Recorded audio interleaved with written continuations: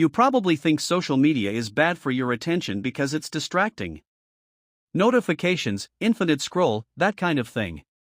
Which is true, but it's also the most boring possible explanation, because it makes it sound like an accident.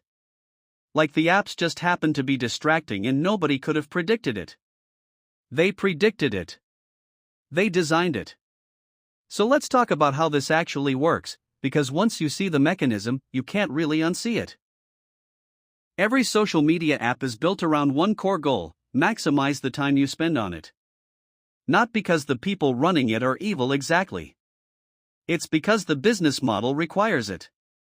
More time means more ads shown, which means more money. So every single design decision, from button placement to color choice to the order content appears in, exists to keep you scrolling slightly longer than you intended. This isn't a conspiracy theory. This is just how the incentive structure works. If your job was to design a feed and your bonus depended on engagement metrics, you'd build something exactly like this too. Here's the actual mechanism behind it, and it's based on something called variable reward. If you give an animal a reward every single time it presses a button, it eventually stops caring. The reward becomes predictable, so it loses its punch. But if you make the reward random, sometimes nothing happens, sometimes something amazing happens. The animal becomes obsessed with pressing the button. It doesn't know when the good outcome is coming, so it keeps checking constantly. This is the exact mechanism behind slot machines. And it's the exact mechanism behind your feed. Every time you scroll, you don't know what you're going to get. Sometimes it's something boring. Sometimes it's something hilarious, or shocking, or weirdly specific to your interests in a way that feels almost invasive. That unpredictability is the entire trick. Your brain can't resist checking one more time because the next scroll might be the good one. If every post was equally interesting, you'd get bored fast. If every post was equally boring, you'd leave. The magic is in the randomness. Just enough good stuff mixed into a sea of mediocre stuff to keep your brain convinced that one more scroll is worth it. Now here's where it gets more specific to attention, not just addiction. Social media doesn't just want your time, it wants your attention to be fragmented, because fragmented attention is more profitable than focused attention. A platform doesn't make money from you reading one long article, it makes money from you seeing 50 short pieces of content, each one interrupted by an ad, each one resetting your attention span slightly. So the algorithm isn't just choosing content you'll enjoy, it's choosing content that's short enough to keep the loop going. 15-second videos aren't 15 seconds because that's the optimal length for storytelling. They're 15 seconds because that's roughly how long it takes before your brain starts looking for the next hit of novelty. Over time, this trains your brain to expect constant, fast turnover. And once that becomes the baseline, anything slower reading, deep conversations, long-form work starts to feel unbearably tedious. Not because those things changed, because your reference point for normal pacing got hijacked. This is also why you can watch 3 hours of short videos and feel like you didn't really do anything, but also feel completely drained afterward. You didn't relax. You were in a constant state of low-grade anticipation the entire time, waiting for the next good one. That's not rest, that's just a different kind of exhausting. So how does the algorithm actually figure out what keeps you hooked specifically? It tracks everything. Not just what you like or comment on, how long you pause on a piece of content before scrolling past it, whether you rewatched something, whether your thumb hesitated for half a second longer on one video than another. None of this requires you to do anything obvious.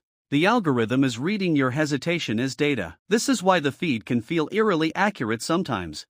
It's not reading your mind, it's just been quietly tracking thousands of tiny behavioral signals and building a model of exactly what keeps your specific brain engaged. Different people get hooked by different things, so the algorithm personalizes the hook, not just the content. So now you understand the mechanism. Random rewards, fragmented content, constant tracking of attention signals, all optimized for one outcome: keep you here longer than you meant to be. Here's the part that actually matters, though. Knowing how it works doesn't automatically fix anything. You can fully understand variable reward schedules and still pick up your phone 40 times a day out of habit. Understanding the trick doesn't disable the trick, it just makes you slightly more annoyed while you fall for it. So what actually helps? First, remove the easiest access points. Most of your phone checking isn't a decision, it's a reflex triggered by boredom or a half second of silence. If the app requires zero friction to open, you'll open it without even registering the choice. Add friction. Log out. Delete the app and only access it through a browser. Move it off your home screen. None of this requires willpower because you're not fighting yourself in the moment. You're removing the moment entirely. Second, replace the reflex, not just block it. If you delete an app but do nothing else, your brain still reaches for the same reflex, it just finds nothing there and gets frustrated. Have something else ready for that exact moment of boredom, a different, slower habit. Even something as simple as putting your phone down and just looking around the room for 10 seconds retrains the reflex to tolerate a gap instead of immediately filling it. Third, deliberately consume slower content sometimes, on purpose, even when it feels comfortable. Watch a video longer than 10 minutes. Read an article all the way through without skipping to the comments. This isn't about punishing yourself. It's about giving your brain repeated proof that slower content can still be rewarding, which recalibrates your tolerance over time. None of these fixes are exciting. They're not hacks. They're just slow, boring exposure to a pace you've been avoiding, which is exactly the point, because the entire problem started as slow, boring things losing to fast, exciting things. The algorithm isn't going to stop optimizing for your attention. That's not how the business model works. So the fix isn't waiting for the apps to become less effective.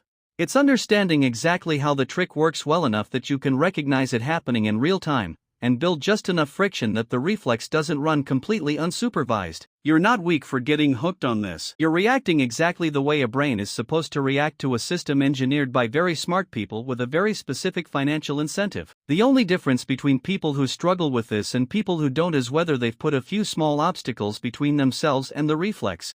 That's it. That's the whole mechanism. Now go put your phone in another room. You know why.